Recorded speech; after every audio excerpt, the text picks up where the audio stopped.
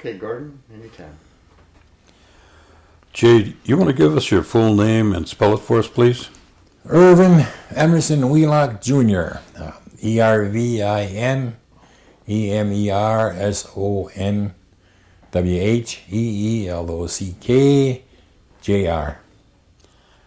Where did the name Jay come from? It nickname. It came from Junior.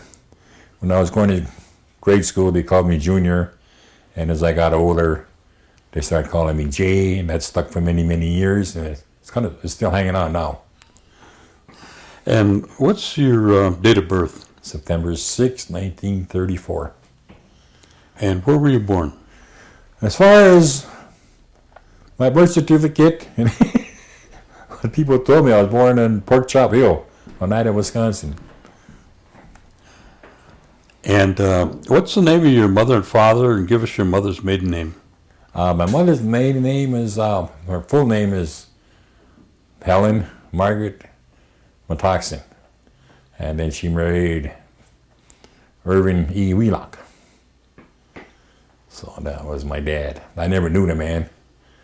Do you know his full name? It's same as mine. I'm a junior, so it's Ervin E. Wheelock, Ervin Emmerson Wheelock. Okay. Did you know your grandparents at all? No, I never did. I never was introduced to them when I was growing up. I never remember meeting them or anything, and nobody ever really told me about it. I come from a divorced family, and when I was all I can remember as far back as was when I'm 7, 8 years old, and Ma was bringing up Carol and I. So. And how many brothers and sisters do you have? I got one brother and 2 sisters. And can you give us their names? Ken. Older brother is Kenny Wheelock. And my older sister is June. And I should say my older sister is Carol, but she'll kill me. My younger sister is Carol. And does your brother live around here? No, he's like the old man. The old man took off, went to the service, never came back. Ken took off, he went to the service, he never came back, and he's the educated one. As I lived in his shadow all my life. So. And where does he reside? He lives in Virginia. Myrtle Beach, Virginia, down there in that area down there somewhere. What kind of work does he do? He had his own company. He got educated, he became an electrical engineer, and then he got his own company, formed his own company, and then he retired some years back, and they moved down there. So. And what about your sisters, June? June, she married Larry Schuyler. She finished high school. She went, the old man sent for her and sent her through school, I think. And she lives here in Milwaukee with Larry. And what about Carol? Carol lives in Oneida. She is married to Everett Cornelius, and who passed away recently, a year and a half ago or a year ago. And she lives out there in Oneida, yeah. She's one of the Oneida singers. Let's talk a little bit about your mom. You don't remember any of your grandparents on either side then? No. Okay. And wait a minute. Something came up about, on Ma's side, Jonas Matoxin was my grandfather, I guess. And Martin Wheelock was my uncle on my dad's side. On my dad's side, I don't know who the grandparents were.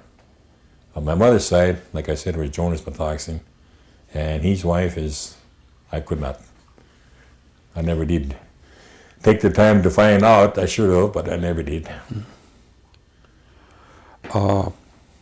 What type of profession was your dad in that you know of? From what I know, I didn't know too much about him. I understand he went in the service, never came back, and he moved to Indiana, and I think he became a teacher in Indiana, and he died, and we went to his funeral, and apparently from what I've seen, he was a Boy Scout leader, because there was a lot of Boy Scouts at his funeral. And What else he did, I don't know, but he was up there, I guess. Education area. Now, your mother, did she ever tell you what her education background was? Mom never did say much. We asked her a couple of times, and she never talked. The old man left, and I think that she was pretty hurt. And Carol and I had some pretty rough years in Oneida, and she almost gave us up a couple of times. But she brought us up, and she taught us about the life, and to be honest, never lie. And somebody taught me those rules: to be honest and truthful, never lie, steal, or beg, or what you want, you work for, and all that stuff. So, Where did your mother go to church? I don't know if she went to church. Episcopal. Oneida Episcopal Church, I think. That's where I was born and confirmed in Oneida Episcopal Church. Then I went to school in Oneida Mission there for the first 4 years, 5 years. But the only thing I remember about Ma is she went out, tried to find a job, tried to bring us kids up, and we'd go over by Uncle Andy, Anderson Cornelius, Uncle Andy, and Aunt Rosie, and we'd go visit them out in Chicago Corners up there. And that would be about it. She never told us anything about her past or what she did. Did your mother speak Oneida? She said no. I asked her that. I used to go out there and take care of her in the nursing home. I was going to spend 2 weeks at a time.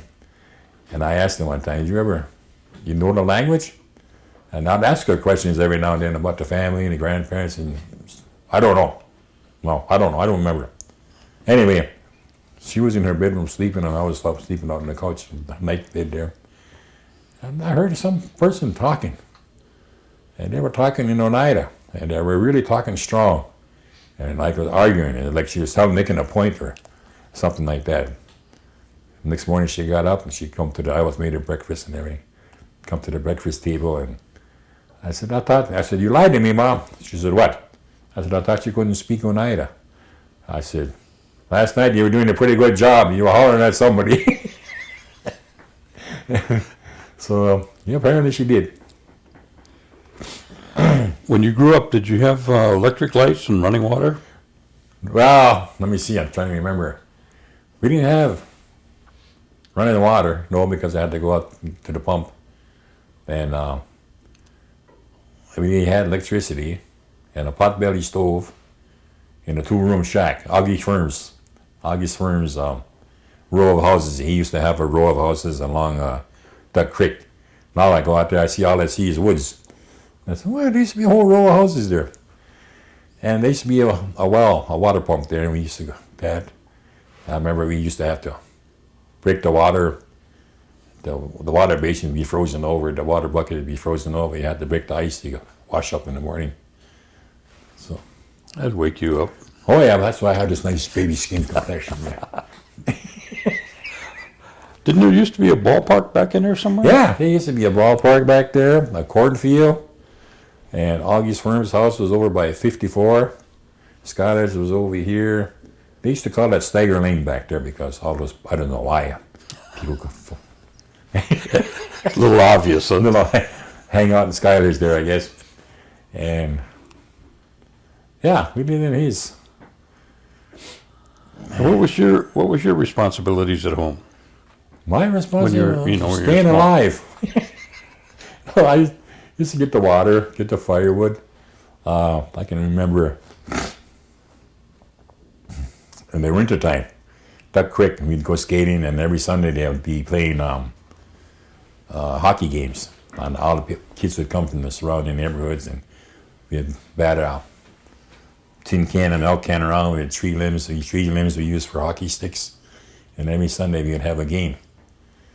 And then my responsibilities was feeding that potbelly stove, keeping it full for the winter, through the winter. Other than that, summertime I was always in Duck Creek, playing along the creek, swimming in there. I was throwing it in that thing. We used to dive in the water and come up underneath cow pies. Yeah, I had a lot of fun. I was always out every day in the summertime, I'll be by myself. I'll spend out in the woods, running up and down the creek. I used to, in the wintertime, Ninhams used to live about 2 miles away, 3 miles away.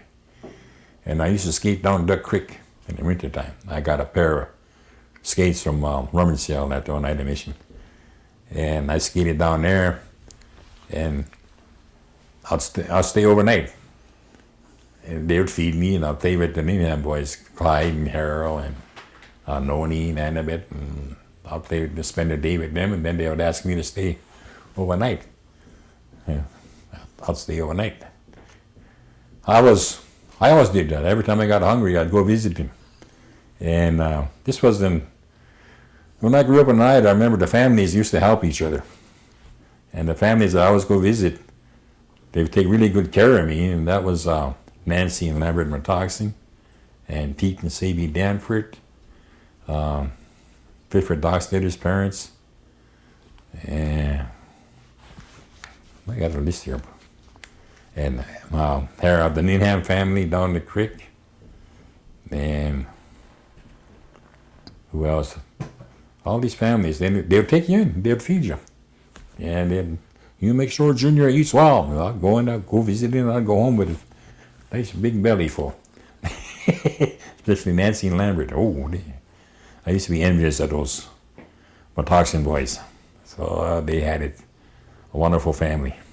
Good cook, huh? Yeah, good cook. She made sure I ate. Now, you went to the mission? Yeah, I went to Oneida Mission. Is that where you started school? Yeah. Yeah. What was it like at the mission? How many kids were there? And I don't know, anywhere from 15 to 20, I'd say. They had 2 classrooms. The bigger class was to the right, and the small class was to the left. And they had about 15 to 20 kids there. And good cooks. They had free lunch. That's why I went to school, I think. Because they had free lunch and, terrific Spanish rice. Somebody made Spanish rice there, I remember that. And cornbread. The teachers that you had? Teachers were their sisters. There was Father Christian, and then their sisters were living there. And they were teaching down there. And then in later years, there was 2 teachers from Green Bay. They would come down and they would teach. And we'd have the parish hall. We'd have the classes there in those 2 rooms. There was a small library, and they had a stage up there. That's where I made my acting debut. They used to have Christmas plays, Easter plays. We even had a minstrel play one time. We had to put on white gloves and act like black people, I guess. I don't know. And then we had an Easter play one time. And the Christmas plays. We used to play there, and we put on the plays, and the people would come, the community would come. Then they had the rummage sales there, community events. The Ypf meetings used to meet on Young People's Association, Federation. They used to meet on Tuesday or Wednesday, I think, 1 day a week. And I went there until I was in 7th grade. Then in the 8th grade, I went to St. Joseph's School up the hill. And no. 6th grade, I went to Oneida Mission until I was 6th grade. Then I went to St. Joseph's School. And then I graduated. I didn't graduate. I went to High View School. And I had the same thing in High View School in the 8th grade that we had in 7th grade at St. Joseph's, so I knew everything. It was an easy year. So then after that, I went to Green Bay. I started at Washington Junior High, and I used to be ashamed. I was always very self-conscious, ashamed of the way I looked, poor, and I always considered myself not to be equal with anybody else because of being poor. And I always thought they were better than me. And anyway, I went to Washington Junior, and I'd get off the bus to go to school, and instead of going to school, I'd go caddying. And on the golf course, caddy all day. Make some money. Because I was ashamed the way I looked, the same clothes every day, long hair. I would have been right in style nowadays, but at that time, I was very self-conscious. The hospital was still there at the time then, right? Yeah. Top of the hill, there was a hill there, right by Oneida Mission, right across from there. There was there was a hill there, and there was a hospital there, I guess. Wendell McGlessie used to live there. I used to go over there and play with him. As a matter of fact, my first debt to somebody that was close came to my mind. I used to go play with Wendell. We would play, toss the football around. And I'd eat with them, and they'd feed me. And there was a little girl, little bitty girl, curly hair, pretty little thing. I think it was his younger sister or something. And she was sick. I remember we went to, he said, "You got to come along." I said, okay. And we went to Green Bay. We went to the hospital. He visited this little girl. And she was bouncing on the bed and happy and smiling and everything else. And the next day, went over and he was sitting on a step and the window was sitting there. And the girl died. And that was my first acquaintance with death. And she must have been, I don't know, 4 or 5 or something, 5 or 6. Did you go to any of the wakes then, or at the time? I used to, I used to go sit outside the church, the wakes, and then on Sunday Mass, I always sit out on the steps and I'll listen to the music and the singing inside, and I always felt I wasn't good enough to go in because of the way I looked and everything, so I used to sit outside on the steps. Oh, and the church, an Episcopal church. I got locked up in a tower one day, all day long. Smith was the janitor. What's his name? First name, he was a Smith anyway. And there was somebody with me. And I always wondered about what was up there and how it looked up there. So we went up there in the morning. The door was open, we went up there. Got to the top, we seen the bell and everything, and the doves and the birds. We came down, we tried to come out, and the door was locked. So we couldn't get out. We said, we go to the top, we can't get down. So we sat there all day, spent the whole day in that church tower. And then Smith come over, he had rang the bell at 6 p.m. So when he opened the door at 6, we come tearing out. And we almost gave that man a heart attack. He said, he come running out of there. Then in the basement, they used to have a Head Start program. And they had water down there. They had tubs, showers. And for a quarter, you could take a bath. And I remember I used to go over there and take a bath on a Saturday or Friday night, get a quarter from somewhere and go take a bath. I said, greenest Indian in town. What was Christmas like around the church? Don't want to talk about that. Never had Christmas. Never. I didn't have my first Christmas tree until I was 21. And that was in Milwaukee here. I was living with my sister, and they had a tree. But I went to service when I was 17. I came out, went to Oneida, and they were still the same. No jobs, no nothing. Couldn't have drank myself to death there. Then I got my senses one day, and I said, oh, I got to leave here. I got to get out of here, otherwise I'm going to be not living too long. So, Christmas, we never had a Christmas. Never had a Christmas tree. I even topped Augie Firm's Christmas tree. I'll become a story out there. He had a tree, big pine tree in front of his house. And I don't know what, this one day, got it in me, I'm going to have a tree this year. I don't care what Mom says. Oh, I'm going to have a tree. So we went out, me and Raymond Allen. We spent the whole day looking for a tree. It had to be a perfect one. Well, we didn't find one. So we're going back, and Ray says, Jay, Junior, I'm going home. He said, I'm all soaking wet, my feet are wet, I'm going home. And that was went by 54 by August Firms, and I said, okay, I'll probably go home too. And I got by August Firms, and I seen this big, tall pine tree right on top was a perfect tree. I skimmied up that tree, I don't know how. I chopped it down, I dragged it home. Next morning, August Firm was banging on my door. Is Junior home? And Ma said, oh, he's in bed, he's sick. He should be. Why? What did he do? Top of my tree. He said, it's in the back, leaning against the house. I says, oh. I'm laying down, oh no.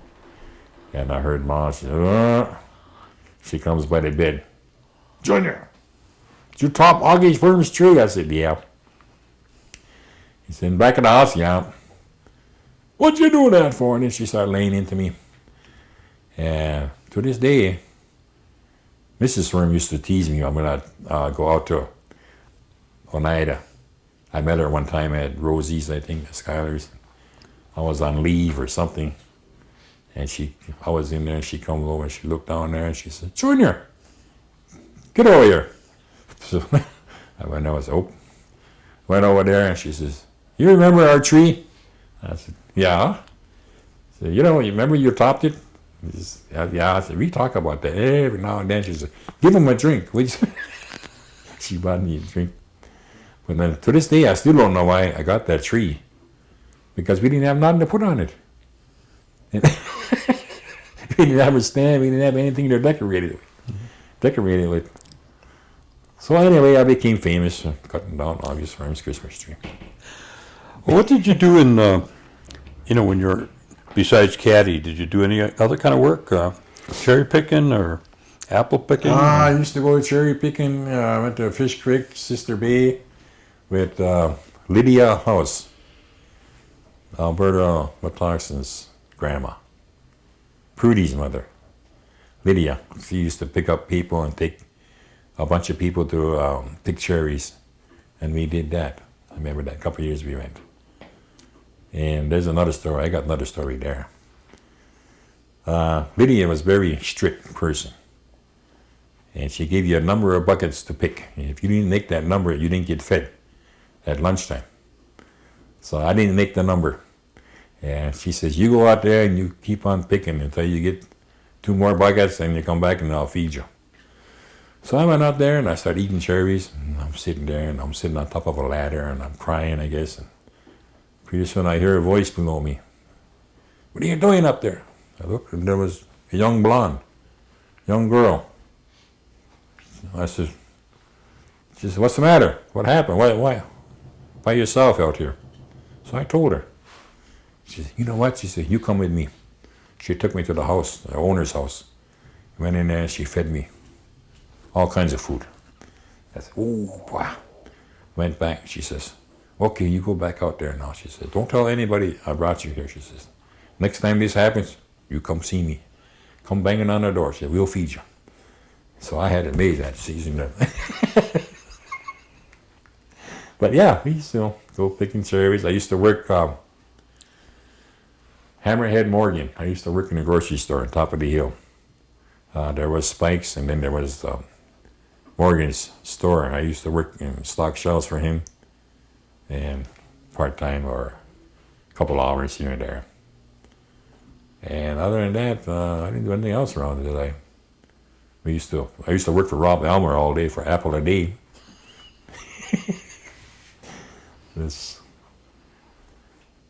I spent most of the time I was playing around Duck Creek. In wintertime, in the spring, when that little Duck Creek would overflow, and the water would be about that far below the bridge, and the water would go all the way up to Rob Elmer's, just about to his farm. And it'd be all icebergs.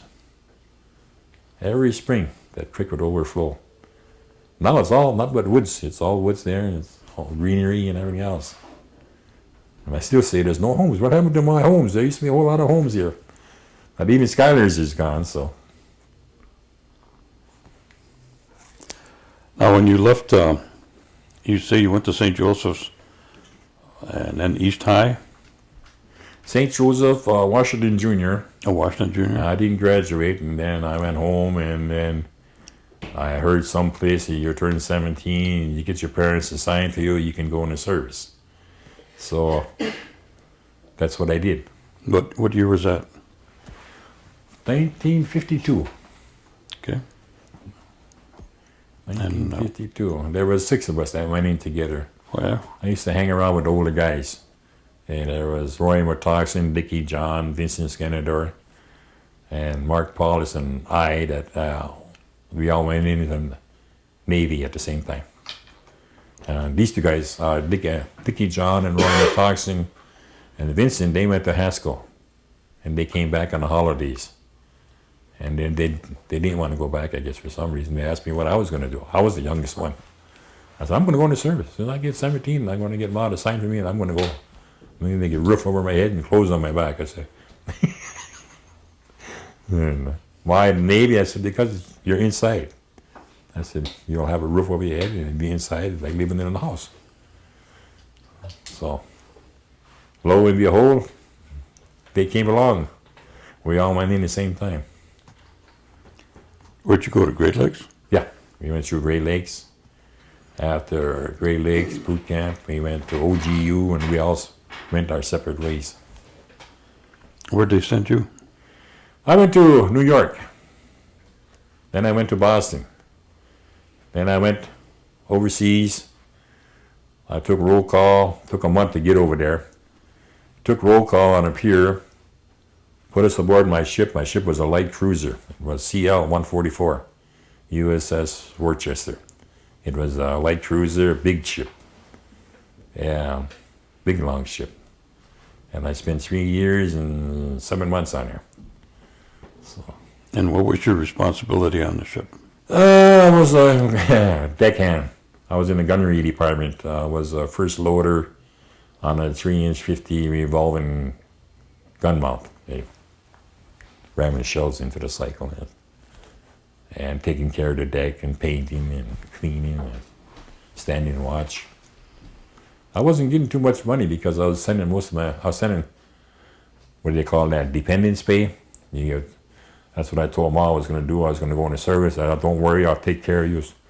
And that's what I did. I sent home money, dependence pay. I think I was drawing $13 every 2 weeks. And so I did a lot of shoe shining and standing watch. I'd volunteer to stand and watch for the guys and pick up extra money that way. So. Did you cross the equator? No, I didn't cross the equator, but I was overseas 3 times. Mm-hmm. A lot of ports? I got a lot of ports. I got discharged overseas. I think it was in Italy. And I was aboard this big ship for 3 years and 7 months, and 3 of us got discharged. We came back on a little tin can. We really wobbled there. And these guys got seasick for the first time. What a difference. Did you run into any heavy storms or anything like that? Oh yeah, North Atlantic, this big ship got tossed around like a cork out there. And we lost everything. The water stripped everything topside. All the life rafts along that were secured to the bulkheads on the sides of the ship. We lost all the life rafts and everything, and we were bouncing around out there trying to eat, and you go this way, and now you have food and stuff, and people go flying by, and then you go this way. But I was smart. I sat by a hatch, put my back against the bulkhead there, and my feet against the hatch, and just and they went flying back and forth. Oh, yeah, it was almost looked like the water. It looked like about 20 stories high. Do you think that's one of the tougher seas, the North Atlantic? North Atlantic, yeah. When did you get out then? Got out in 55, so somewhere a month before or a month after my 21st birthday. They kept you, when you went in at 17, they let you out on your 21st birthday. So I was overseas. I should have signed on until the duration of the trip was over, but about had it, I guess. I said, I'll go home. And you got home and nothing changed? Nothing changed. There was no jobs. I didn't have any education as far as I was looking for what they needed for jobs and everything. And so I stayed there and started drinking. And about 2 weeks of that, and I was almost about had it. So I said, I think it's time to straighten up and ship out again. So I was on my way back to Great Lakes. I was going to re-enlist. And because I didn't know it at the time. I had 4 years of inactive duty to do yet. So I come to Milwaukee here, and I was like, one more stop. I'll check for jobs. If I get hired, fine. If I don't, I go back to Great Lakes and re-enlist. So lo and behold, I got hired at Allen Bradley down by the lakefront down there. And I got a job there. And I spent 37 years working there. And I retired in 1992. What did you start out as? Machine operator. Then I worked myself up. Gradually became an assembler, electrical panel assembler. And then a SOSE, which stood for Special Setup. And I signed up for that for the last 5 years, figuring that way you go up in the pay rate. And if I retire or something happens, I'll be retiring at this rate instead of this rate, and I'll get more benefits for retirement pay. And that's precisely what happened. I kind of lucked out that way. I almost got fired a couple of times because Saturdays I'd go home to Oneida. And they couldn't do nothing because I belonged to the union, and Saturdays was not mandatory. But all my co-workers, according to my boss, saying that, they got mad because I'd take out Saturday and I'd go home. Then I'd come back and, you got to start working Saturdays. Everybody else is working Saturdays. You got to work Saturdays. I almost got fired there. But then I had a lot of part-time jobs because got married. We had 7 kids. What year did you get married? Who'd have to ask that, wouldn't you?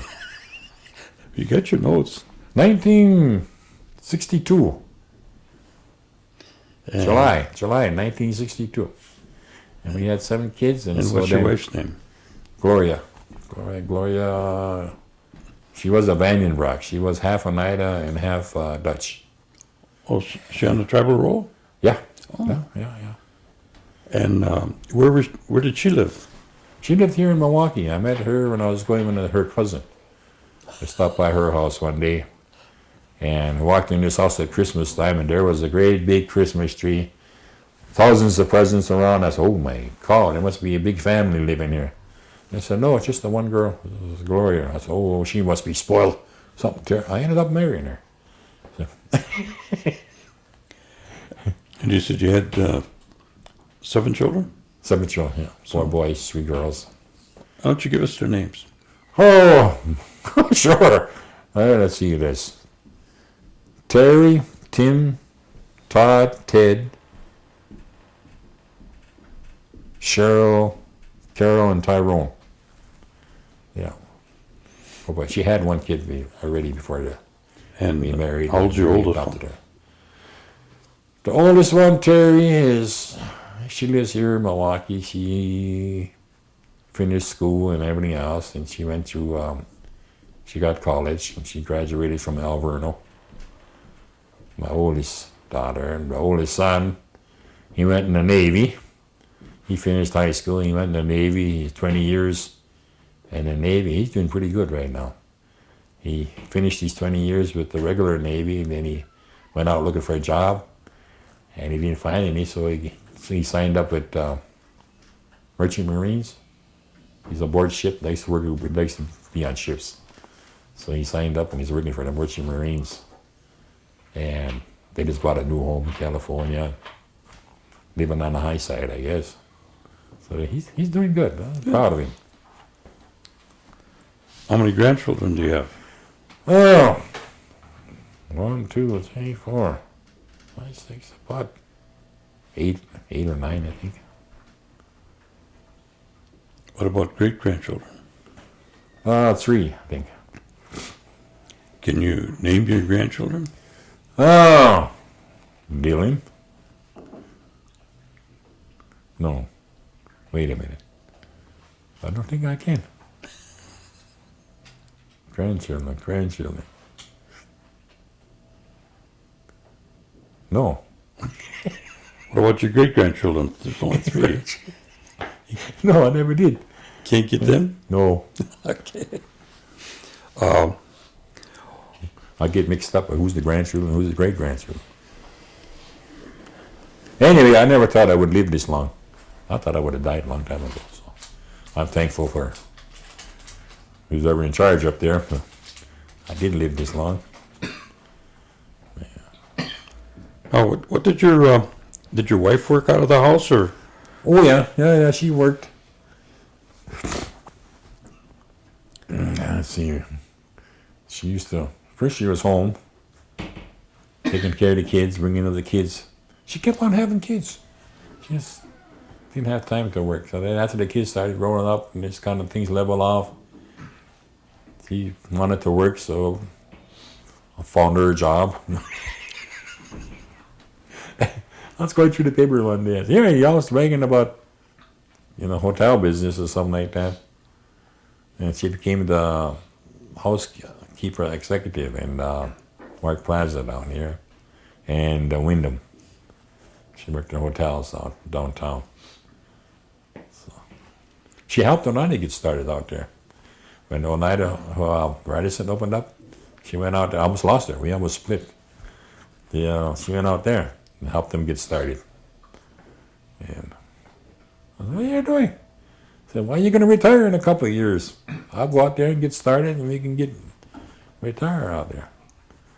I said, I ain't going to retire in a couple of years. But I did.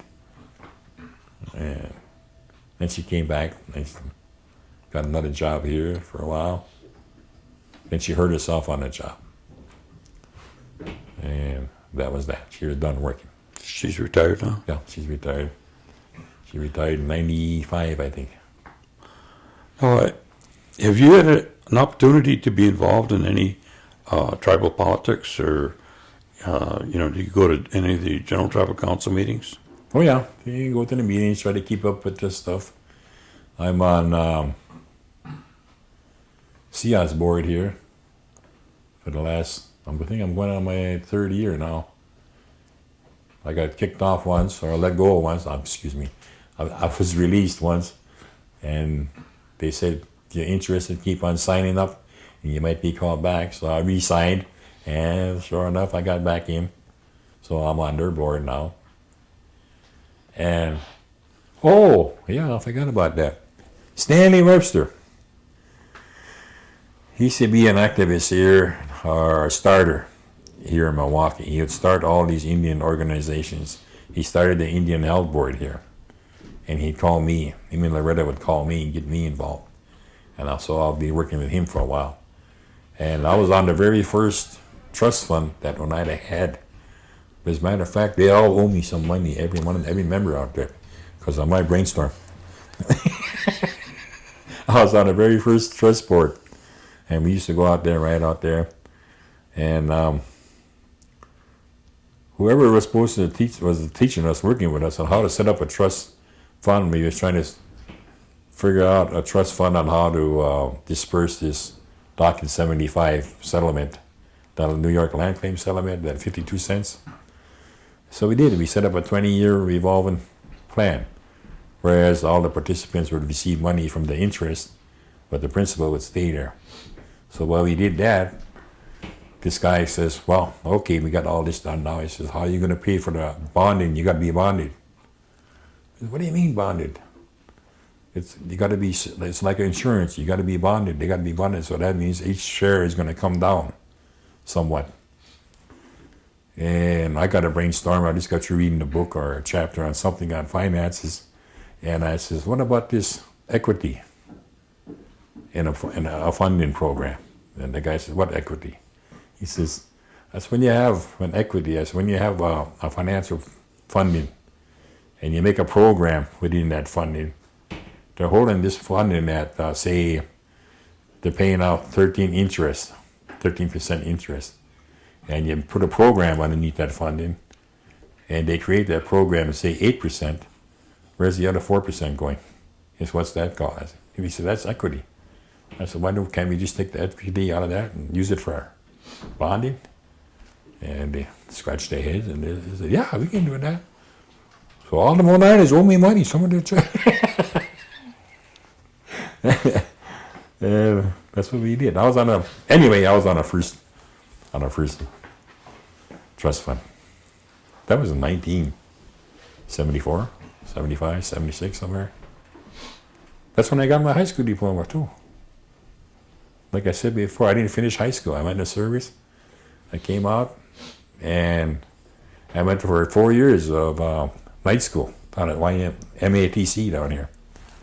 And I got my high school diploma 1976. That was a pretty good feeling. My family was out there, grown kids cheering for me. I got my diploma. I thought, wow, okay. They were out there hollering. What kind of hobbies did you have or do you have? I didn't do much of anything. I was working full time, and when there was the number of kids I had, I was working a lot of part-time jobs. I was working for Manpower. I was working for Gimbel's store on Mitchell Street. I was working for Lift Schultz, early morning trucking company for a long while. And then I started working for a cleaning firm. Oh, and then I went to school for the 4 years, for the 4 nights. And I was getting paid from the veterans. I used my veterans benefits to cover that education. I just as good as a part-time job. So I'm sitting at work one day and I said, why don't I use my cadoodle here and go to school, get paid just like a part-time job? So that's what I did. And then after that, I got a job with a cleaning company, and I used to clean for Johnson Controls down here. And I had about, at one time, 21, 24 people under me working for a cleaning company. I was in charge of what they call them building manager, and I did that for a number of years. So I didn't have too much time for a hobby.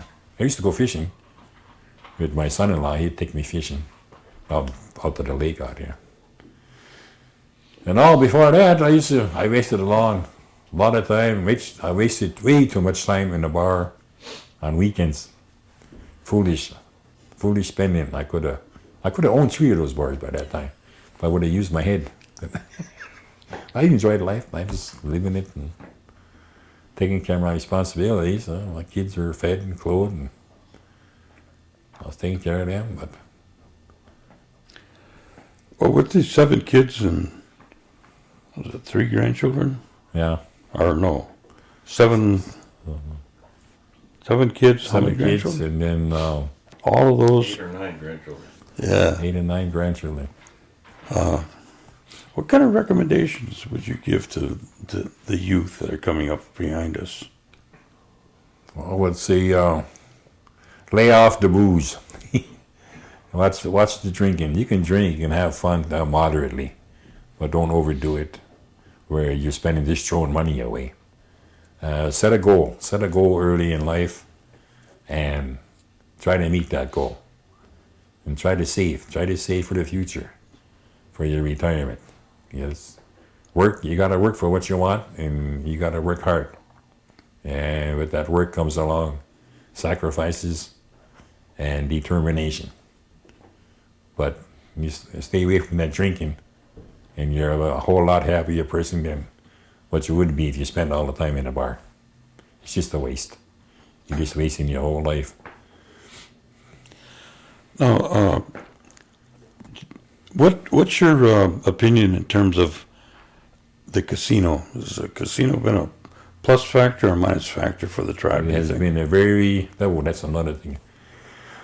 I'm on a church board presently I forgot to mention that, with United Methodist Native American Ministries. I'm on a church board. And every now and then we get the same questions from the church people that want to know about gaming. Is it a plus for us? And I always tell them, I even went out and made a speech one time, told them it was a big plus. And I gave them the facts about Oneida and how well Oneida has done. I told Oneida has done a tremendous job with what they had to start with. They didn't have the personnel for the managers and supervisors or investors for investing. And nobody ever thought or dreamed of the amount of money that would be coming in and how they would handle it. And they did a great job. It's the health center, the school, especially the school, and the elder apartments. And I'll tell these people, you ever been to the reservation? And most of them would say no. You gotta go. Get out there. Get to know them people. It's like our chairman says, come get to know us. I said, get to know him. And I said, years ago, I said, like when I was taking care of Ma, I'd go out there a few years back, and I'd be walking around, and I'd see all these new homes and all these new buildings where there was nothing but woods before. I said, and that's the progress of the Oneida Nation, is all these homes. All you gotta do is look around. And I said, it'll make you real proud. It's proud to be Oneida. And I said, oh yeah, gaming has been definitely a big plus. And they're doing a good job of managing it, it seems like. And I don't know about the other tribes. Some of the casinos are going down, I guess. But Oneida has done a great job. And hopefully they'll continue to have the foresight to see what they actually have and keep on building positively, you know. Is there any area that I didn't cover that you'd like to share with us? No, not really. Okay. I'm curious. I'm just wondering how long it's going to take to build that war memorial. I says, that war memorial should have been up a long time ago. Yeah. Because our veterans today are, if you can think about it, going way back, the Warrior Society was our veterans of today, or our veterans of today is our Warrior Society. And that's why Oneida's got that 52 cents way back then, because of the Warrior Society helping the colonies win their independence. And that's what the U.S. government gave them, so that forever and always they would be taken care of. And here we are, we're still waiting for a war memorial to be erected and put up. But other than that, Oneida has done fantastic. Hey, Ervin, do you mind if I throw in one question? When you were growing up in Oneida, did you have any like ghost stories or anything like that? Places that were maybe haunted, or any stories that you heard from anybody at all? The only thing I can think of is my neighbor. I used to play with this, I can't even remember her name, the little girl, my neighbor. We'd play at night. And her grandmother, she'd call us in the house, and she would bake donuts and give us donuts and milk, and she would tell us stories. It's about the lights floating around the cemetery at night. Something about lights for the cemetery, and she'd tell some whoppers. And I only lived about 30 yards from their house. It didn't take me very long to get home when I left her house. Zoom. But something about laying there in bed, and they could feel somebody walking up to their bed and standing over them and talking or something and doing something. It's just enough to stick in your mind that I would kind of put a little scare in you. But as far as ghost stories, I don't know if you mean culturally or whatever. I can't think of any. Okay. Thank you. That's it? That's it. We're all done? Well, we got to take all the paraphernalia they got on you off. Oh, I was going to keep that. Trying to remember Next if I time forgot, you can. If I forgot anything. That's a couple of things I probably forgot. But, One or two maybe. yeah. That's all right. That's all right. We got space.